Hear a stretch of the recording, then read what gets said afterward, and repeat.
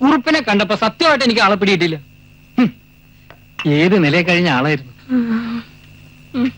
കട ഇനി തുറക്കാൻ പറ്റൂല അല്ലേ? ഒന്നും ഉണ്ടായിരടോ. എനിക്കിപ്പോ അതിലും വലുതാ പ്രശ്നം. ഇതവള് പ്ലാൻ ചെയ്ത് പിള്ളേരെ കൊണ്ട് ജയിച്ചതാ. ഈ ഭാസ്കരക്കുറുപ്പിനെ അവക്ക് ശരിക്കും മനസ്സിലായിട്ടില്ല. ആര്? ആ ടീച്ചറോ? അവരേതാ കക്ഷി? എടോ, തന്ത അറിയാതെ മിനിറ്റിന് തന്തയെ മാറ്റി വേറെ തന്ത അയക്കുന്ന ഏർപ്പാടാ അവരുടെ കയ്യിൽ. പിന്നെ ഒരു കുറിപ്പ് താൻ എളുപ്പം സ്ഥലം വിടുന്നതാ നല്ലത്. അല്ല, അത് നമ്മളെ തടി നോക്കണ്ടേ അല്ലേ? ദേ, തന്റെ നമ്പർ എന്റെ അടുത്ത് വേണ്ട. തനിക്കിപ്പോ എന്നെ ഒഴിവാക്കി കിട്ടണം, ഇത്രയല്ലേ ഉള്ളൂ. ഞാനേ വലിങ്ങേറി വന്നൊന്നുമല്ല. തന്റെ ഈ തട്ടിപ്പുണ്ടല്ലോ മാറ്റിക്ക് ഞാൻ. ഇപ്പൊ എന്റെ സ്ഥിതി അല്പം മോശമാണെന്ന് വെച്ച് എന്നെ ഭരിക്കാൻ വരരുത്. അല്ല, പകരക്കുറിപ്പിങ്ങനെ ചൂടാവല്ലേ? പിടി, കുടിക്ക്. ആ ടീച്ചർക്ക് കൂട്ടായിട്ട് ഇപ്പൊ ഒരു കുലിപ്പടയുണ്ട്. അവന്മാരോട് കളിക്കണമെങ്കിൽ ഇന്ത്യൻ പട്ടാളമെന്നൊന്ന് ഉച്ചിങ് വരേണ്ടി വരും. നമ്പർ 1 ഭീകരന്മാര്. അതിലും വലിയ ഭീകരന്മാരെ കുറുപ്പും കൊണ്ടുവരുടോ. തോറ്റുമടങ്ങാൻ വന്നവനല്ല കുറുപ്പെന്ന് താൻ അവളോട് പറഞ്ഞേക്ക. ഞാൻ അവരെ കാണാനിടയില്ല. അവളെ കാണുകയാണെങ്കിൽ പറഞ്ഞാൽ മതി. ഞാൻ ഉടനെ വരും വിത്ത് ഫോഴ്സസ്. അതിനു വേണ്ട കോപ്പൊക്കെ ഈ കുറുപ്പിന്റെ ഉണ്ടോ. ഈ കഞ്ഞി വേകാൻ കുറെ സമയം ആവും. ഞാൻ കുടിച്ചിട്ടേ പോണുള്ളൂ. താനാ പറഞ്ഞു എടുത്തേ. എന്റെ കയ്യിൽ 100 എടുക്കാൻ ഉണ്ടാവൂല. എടുക്കടോ, എനിക്കും ജീവിക്കണ്ടേ. അവളുടെ കിട്ടുമ്പോ ഞാൻ വരികയല്ലേ. 9:45 ലാസ്റ്റ് ബസ്. നാളെ ലാസ്റ്റ് ബസ് ഉണ്ടല്ലോ. അയ്യോ, നാളെ ബസ് അവരോ? ആണോ? ഒരു ബസ് വരെ ഞാൻ നേരിട്ട് കണ്ടിട്ട് ഒരുപാട് നാളായി. ഞാൻ കണ്ടിട്ടേ പോണുള്ളൂ. അയ്യോ, അല്ല പിന്നെ. Good morning miss. Good morning.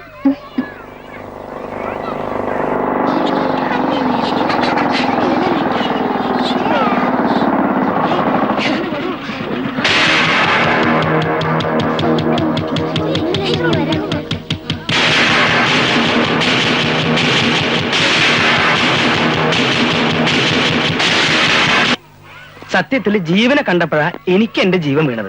പണി പൂർത്തിയാകാത്ത എന്തേന്ന് ബിഷപ്പിന്റെ വിളി. ബിഷപ്പിന്റെ വിളിയോ? ബിഷപ്പല്ലടാ, ബിഷപ്പ്. ബിഷപ്പിന്റെ വിളി. ഇത്തവണ ക്ലാസുകൾ കൂട്ടാൻ പറ്റാത്തതിന് കമ്മിറ്റിക്കാരുടെ വക പഴി.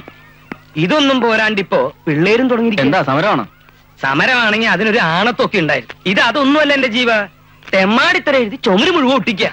താൻ വരട്ടേന്ന് വിചാരിച്ച് ഞാൻ അനുസരിച്ചു. എയർപോർട്ടിൽ വെച്ച് എനിക്ക് ആദ്യം കിട്ടിയത് ഫാദറിന്റെ മെസ്സേജാ. കാര്യമായ പ്രശ്നങ്ങളില്ലാതെ ഫാദർ വിളിപ്പിക്കില്ലെന്ന് എനിക്ക് അപ്പോഴേ തോന്നി. അപ്പൊ എപ്പോഴാ ഇതൊക്കെ ഒന്ന് അവസാനിപ്പിക്കുക? ഇത് കഴിഞ്ഞിട്ട് വേണം. ദാ അവിടെ പുതിയൊരു സയൻസ് ബ്ലോക്കിന്റെ പണിയുണ്ട്. ഇവിടെയുള്ള കെട്ടിടങ്ങളിലൊക്കെ ആർക്കിടെക്ട് ജീവൻ റോയ് ആണെന്ന് പറഞ്ഞ് എനിക്കൊന്ന് അഭിമാനം കൊള്ളണം. പകരക്കാരനെ വെച്ച് ഇത് കംപ്ലീറ്റ് ചെയ്യാഞ്ഞത് ആ ഒറ്റ കാരണം കൊണ്ടാ. എനിക്കറിയാം ഫാദർ എന്നോട് കാണിച്ചിട്ടുള്ള സ്നേഹവും വാത്സല്യവും. ഞാനിതാ ഇന്നു മുതൽ റെഡി. തന്നെ കണ്ട സന്തോഷത്തിന് ഒന്നും ചോദിച്ചില്ല ഞാൻ. വാ ചോദിക്കട്ടോ. വിദേശവാസമൊക്കെ കഴിഞ്ഞപ്പോ കല്ലും കമ്പിയും നിരത്തുന്നതിനിടയില് തന്റെ വീണക്കമ്പിയുടെ നാദൊക്കെ മറന്നുപോയോ? അയ്യോ, ഇപ്പോഴും അതൊക്കെ ഉള്ളൂ ബാക്കി. ഇനിയിപ്പോ അതൊക്കെ ഒന്ന് റിഫ്രഷ് ചെയ്യണം. വേണം. താനിപ്പോ എറണാകുളത്തുനിന്നാ മോട്ടോർ സൈക്കിളിനാ വന്നേ? അല്ല, അതാ അലക്സിന്റെ. ഏതലക്സ്? ആ കൂവപ്പറമ്പിലെ ചെറിയാച്ചന്റെ മകൻ. ലഗേജൊക്കെ അവന്റെ വീട്ടിൽ വെച്ചിരിക്കുക. ഓ, അത് ശരി. ആ ചൂടന്റെ കൂടെയാ ഇത്തവണ നിന്റെ സഹവാസം. അവനവിടെ എന്താ ചെയ്യണേ? അപ്പനപ്പൂമാര് സമ്പാദിച്ചു കൂട്ടിയിട്ടുണ്ടല്ലോ. അതൊക്കെ തിന്നു മുടിക്കാൻ ഒരാൾ വേണ്ടേ അല്ലേ? എന്നാ ശരി ഫാദർ. ശരി. അതേടാ, അപ്പനപ്പൂമാർ സമ്പാദിച്ചു കൂട്ടിയത് തിന്നും കുടിച്ച് മുടിക്കാൻ തന്നെ എന്റെ ഭാവം. അതിനുണ്ടൊരു പ്രത്യേക രസം.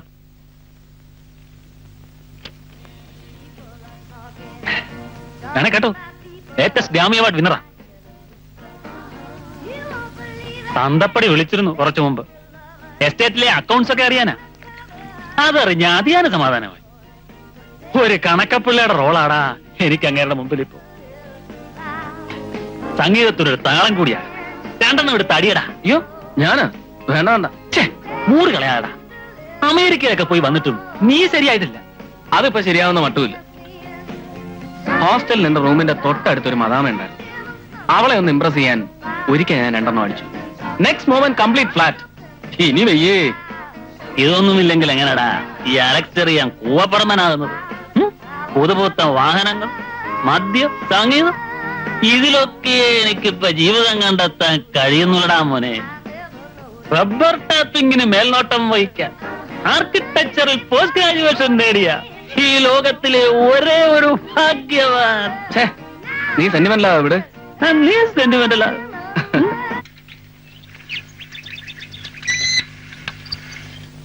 എവിടെയാ അലവലാതി?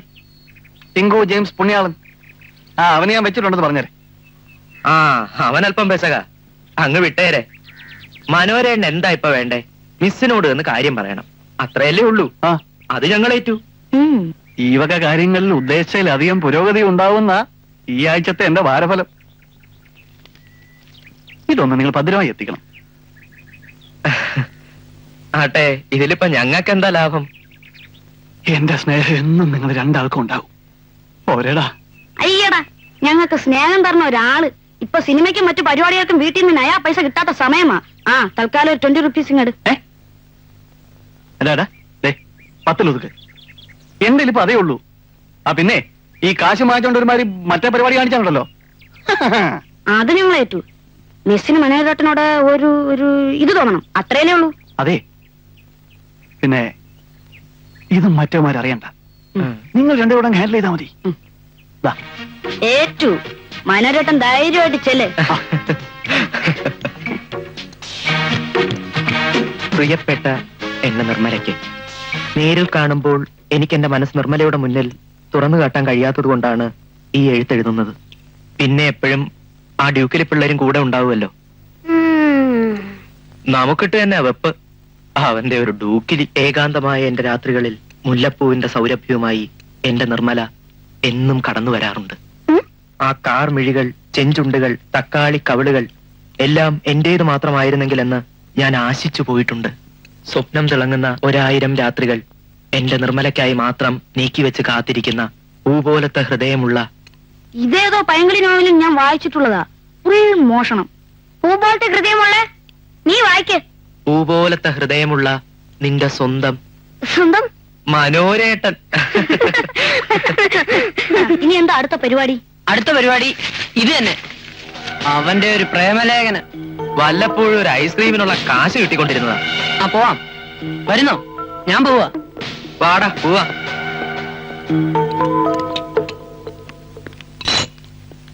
ഈ പാർട്ടീഷൻസ് ഒക്കെ എനിക്ക് മനസ്സിലായല്ലോ. രണ്ടാമത്തെ നിലയില് ഹാളിനോട് ചേർന്ന് ഒരു മുറി കൂടി ആവാം. ലാബിന്റെ സാധനങ്ങളൊക്കെ അവിടെ സ്റ്റോക്ക് ചെയ്യാലോ. അതിന് മാത്രം സ്പേസ് അവിടെ കിട്ടുമെന്നറിയില്ല. ഒരു 60 സ്ക്വയർ ഫീറ്റ് അപ്രോക്സിമേറ്റ് ആണ്. ട്രൈ ചെയ്ത് നോക്കാം. 60 എങ്കിൽ 60. അത് അവിടെ പാർട്ടീഷൻ നടത്തിയ നമുക്ക് അതുകൊണ്ട് പ്രയോജനം ഉണ്ടാവും. Good morning father. Good morning. അവിടെയല്ല ഇവിടെ. ഇത് നിർമ്മല, ഇവിടെ പുതിയതായി ജോയിൻ ചെയ്ത മ്യൂസിക് ടീച്ചർ. ഹലോ. ഹലോ, ഞാൻ ജീവൻ റോയ്. ജീവൻ ഫേമസ് ആർക്കിടെക്റ്റാ. ഈ ടൗണിലെ പല കെട്ടിടങ്ങളും ചെയ്ത് ജീവനാണ്. He's my boy, my own boy and my boy. അപ്പൊ പറഞ്ഞു നിർത്തിയത് എവിടെയാണ്? മൈ ബോയ് അല്ല, ലാബിന്റെ കാര്യം. അടി കൊള്ളും നിനക്ക്.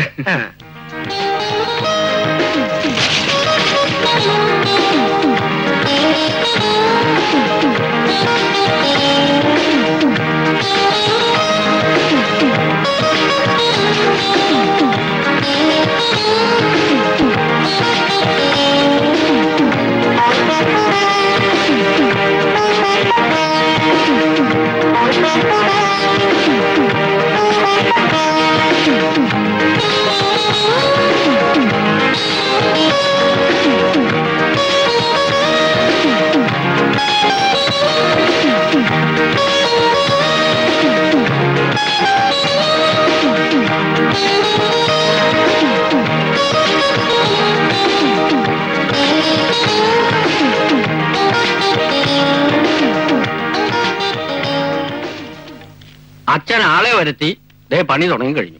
ആ ആർക്കിടെക്ട് ഫാദറിന്റെ സ്വന്തം ആളാന്നല്ലേ പറഞ്ഞത്? അതെ, അച്ഛനുണ്ടായിരുന്ന അനാഥാലയത്തിൽ കിടന്നാ വളർന്നതും വലുതായതും ഒക്കെ. അച്ഛനാ അവന്റെ എല്ലാ കാര്യങ്ങളും നോക്കിയിരുന്നത്. ഇപ്പൊ ദേ അമേരിക്കയ്ക്ക് ഒരു കോഴ്സിന് പോവാൻ മുൻകൈ എടുത്തതും അച്ഛനാ. നിങ്ങളിവിടെ നിൽക്കേ.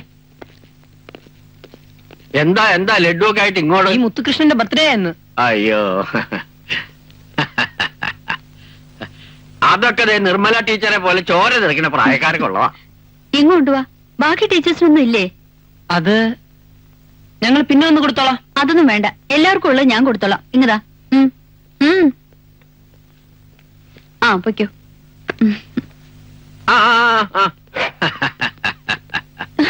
ടീച്ചറുടെ ഈ ശരീരപ്രകൃതിക്ക് മധുരം ബഹു വിശേഷ. കഴിച്ചോളൂ, ആരും കാണണ്ടാട്ടോ.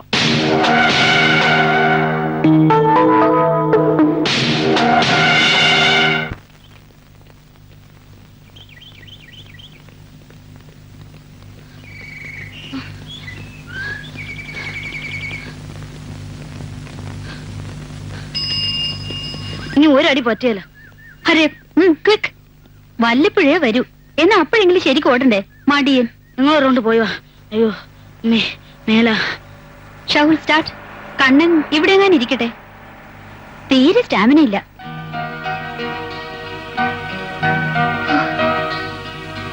ഇനി കുറച്ച് നടക്കാം. ഒരു ടയർ?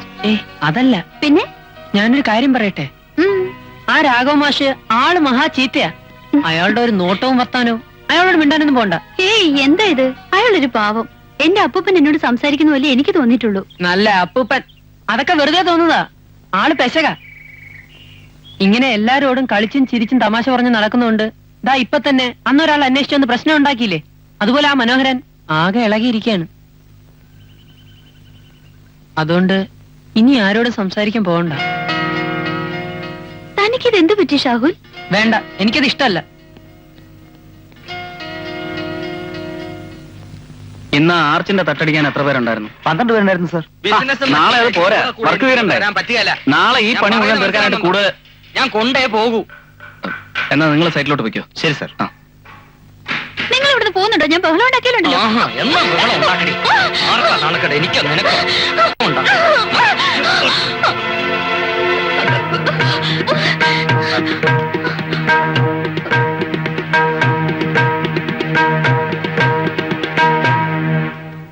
എന്താ പ്രശ്നം?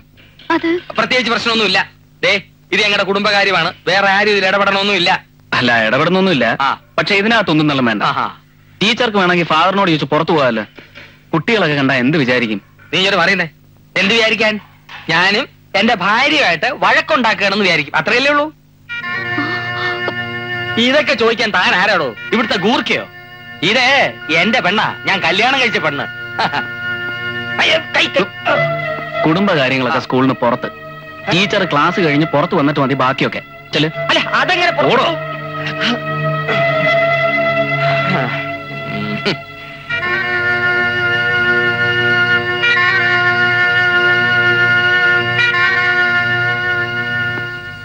സോറി.